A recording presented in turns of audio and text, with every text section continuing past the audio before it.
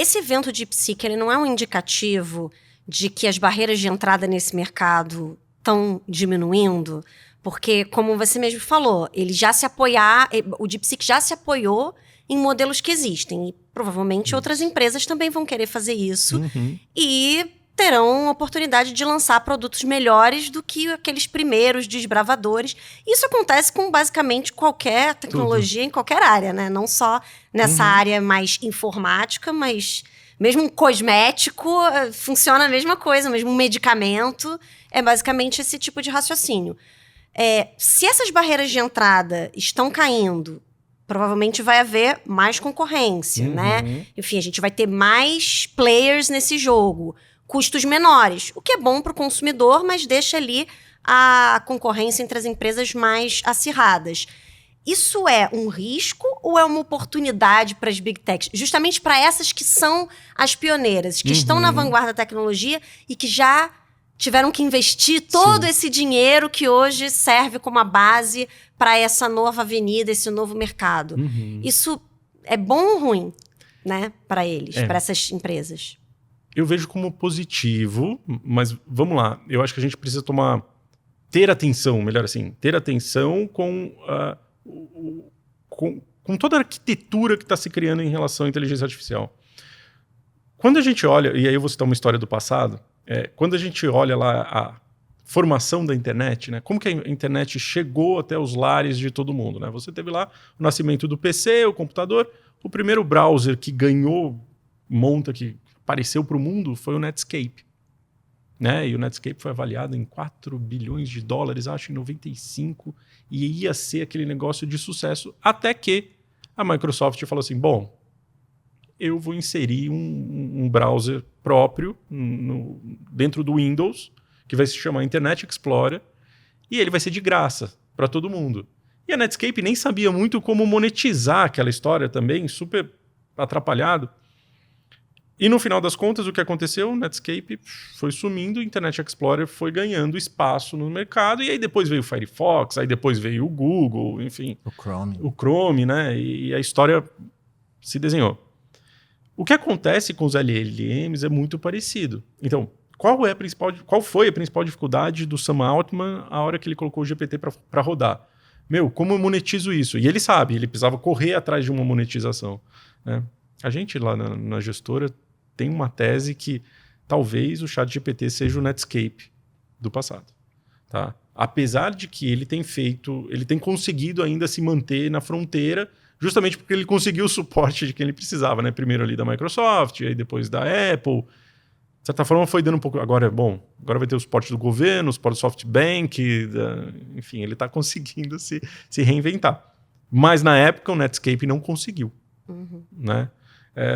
Então, quando a gente olha para o problema do Sam Altman é como eu monetizo, né? E aí, os outros... Bom, a gente entra na outra esteira, né? O Sam Altman veio praticamente sozinho, o Google lançou o Gemini e ficou naquele drama, funciona ou não funciona, vai aparecer um vídeo lá, aqueles vídeos mais malucos que apareciam, que agora, poxa, melhoraram pra caramba o produto, tá super bom. Mas também ele é fechado, ele tá para os usuários do Google, né? E, enfim, tem lá os seus problemas de desenvolvimento. O Sam Altman ainda ele conseguiu, de certa forma, monetizar e conseguiu captar. E do outro lado, correndo em paralelo, veio o Zuckerberg com o Llama. E o Llama passou a ser vamos dizer, o produto mais utilizado no mundo, né? Porque ele é free, ele está disponível para todo mundo, seja lá no WhatsApp, os Estados Unidos agora que começou, vamos dizer, a Meta começou a dar tração para o WhatsApp nos Estados Unidos agora, então está todo mundo usando mais o Llama, e o Llama tem a vantagem de ser open source. Então, os desenvolvedores estão utilizando o Llama para montar os seus softwares, para montar os seus programas. Então ele ganhou uma atração. E o Sam Altman está lá, batalhando, porque para ele, na cabeça dele preciso correr logo para chegar num nível que ninguém consiga me alcançar e meu produto seja diferente. Né? Então, talvez no mundo do LLM, a gente tenha também esse mapa. Eu vou ter um produto mais premium, que vai ter lá a capacidade de pensar, mas eu tenho bons produtos open source que conseguem entregar e conseguem fazer com que os desenvolvedores melhorem os seus programas, melhorem os seus softwares, consigam entregar mais resultado na ponta final, consigam ter negócios que virem, vamos dizer, que gerem receita de verdade. E o Sam Altman vai ficar nessa briga, talvez meio filosófica, assim, puxa, eu vou alcançar a AGI, né? Se a gente parar para pensar, nem o Elon Musk está muito mais naquela corrida, né? Ele está olhando para o Grok e já está pensando, na verdade, como que ele vai fazer para o Grok gerar resultado para o Twitter, para o X, ou como ele vai usar o Grok para a mobilidade da Tesla. Então, quando você vai encaixando um pouco as peças, você vai vendo onde cada empresa vai se posicionar em termos de mercado, né? Então, eu acho que é um pouco nessa trajetória que a gente vai ver. Mas, assim, até a gente escreveu sobre essa questão do Netscape em agosto do ano passado. Então, a gente tem muito isso na cabeça. E de lá para cá, o GPT fez, assim, meio que mudou um pouco o direcionamento do seu negócio. Então, não sei se eles vão ser o Netscape, Mas na tua visão, quem tem um modelo mais fechado, como a OpenAI, estaria mais ameaçada nesse momento? Mais ameaçado. Mais ameaçado, com certeza. Porque é aquela história. Tudo que tiver... que é mais ou menos... É um assunto difícil esse daí. Mas o grande ponto é que o Sam Altman ele não conseguiu popularizar o seu modelo antes dos concorrentes chegarem. Uhum. Esse é um ponto meio chave. Apesar dos usuários, o volume de usuário ter crescido muito rápido, ele não conseguiu trazer os desenvolvedores para usar o ChatGPT. Né? E o Llama, o Anthropic, enfim, todos eles começaram a correr com uma velocidade muito grande e aí os desenvolvedores começaram a migrar. Né? Agora o DeepSeek, enfim, também mais um produto que os desenvolvedores estão migrando. E os desenvolvedores da China, por exemplo, tendem a correr para o DeepSeek. Tendem a correr para o DeepSeek, exatamente. Então, esse é o problema. Os modelos fechados, eles acabaram entrando numa armadilha.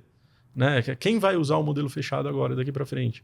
Né? Pensa assim, a gente fica pensando sempre, pega uma grande empresa, né, que vai desenvolver o seu modelo próprio de AI, ele não precisa fazer toda aquela parte de treinamento e inferência. A própria Apple, se a gente parar para pensar, a Apple não tem investido o mesmo volume de recursos que as demais Big Techs.